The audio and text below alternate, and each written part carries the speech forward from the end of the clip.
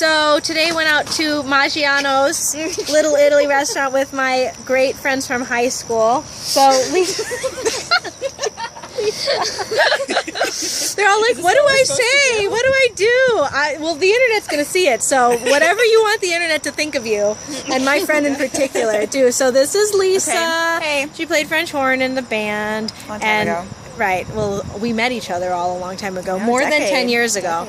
Yeah. So we've all been here having like lasagna and pasta. There's Maggie and Brian, the lovely married couple. So cute.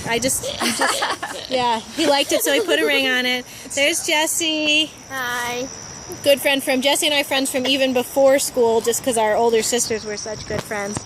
So yeah, we just all caught up and had Italian food, way more than we could eat, and Maggie and Brian shared one of their. What is that I raised at me for? Maggie and Brian had they shared a gift certificate with us, which was really great. So we all had like a bit of a discount. So it was really fun. Heading home now, and I'll update you tomorrow. Thanks.